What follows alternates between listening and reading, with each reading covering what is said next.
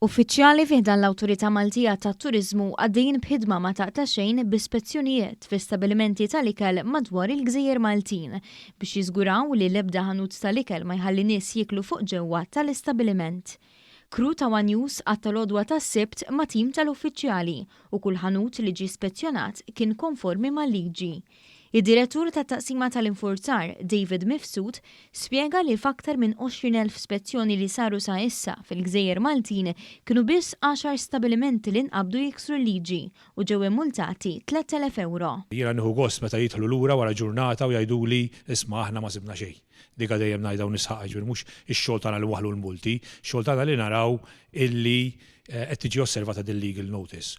U qed nagħmlu hekk b'ċertu obbligu, b'ċertu determinazzjoni. Huwa saħaq li l-ispezzjonijiet isiru f'kull ħin tal-ġurnata u jibqgħu għaddejjin sa tard bil-lejl. Immorru kmieni ħafna filgħodu għax nafu li hemm in-nies qabel ma jmorru għax-xogħol iħobbu jifqu dawn il-ħiliet tat-te u jqogħdu jieħdu t-te u jinġemgħu hemmhekk. Ġifieri nafu wkoll b'da tip ta' affarijiet u nieħdu miżuri f'dak il-mod. Ħidma importanti bħal din tirrikjedi operazzjoni loġistika sostanzjali. Għalhekk diversi timijiet qed iduru l-istabbilimenti fil-lokalitajiet kollha fis-sfond ta' miżuri biex anki l-impjegati tal-Awtorità ikunu siguri. Huma maqsumin f'teams koppji biex ngħidlek joħorġu tnejn u dejjem l-istess tnejn joħorġu. Jiġifieri jekk xi ħadd minnhom jew jieħu ġurnata lif jew għall-għars qed ikun ma jiflaħx, ovvjament li ieħor ma joħroġ għax huma abbinati flimkien kif ukoll għandhom karozza li dejjem tkun għalihom.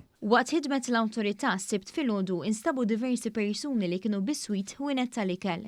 Għalkemm teknikament ħadd ma kienet jikser il-liġi, il-ħaddiema kienu fid-dmir li jfakru lil dawn il-persuni biex iżommu d-distanza. Però l-iskop qed jidilek take-away. Take-away huwa taqbad u titlaq, mhux noqogħdu nitkellmu hawnhekk. Għandek raġun?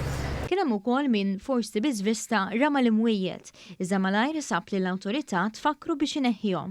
Ma kien hemm ħadd fuqhom ma kienet tikser il-liġi, però nafżaw minn qabel isma' din il-mejda fuq barra tistieden lin-nies kif jixtru minn għandek ħajjoħorġu jpoġġu l-prodott hemm u jqogħdu jikkonsmaw mela dawk l-imwiejjed neħħihom, daħħalhom ġewwa u għamilhom ċertu mod illi ma jsawx jintużaw. Il-Ministru għat-Turiżmu Ġulja Farrugia Portelli esprimet l-apprezzament tagħha għal fatt li l-maġġoranza assoluta tal-operaturi qegħdin jobdu l-avviż legali u minflok għalqu l-bibien għażlu li jaġġustaw l-operat tagħhom.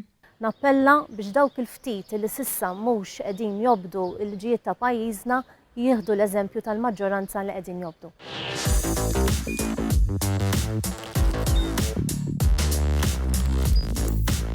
Idħol fuq one.com.mt u hemmhekk tista' tara l-programmi kollha li jxandru fuq One permezz ta' One Play.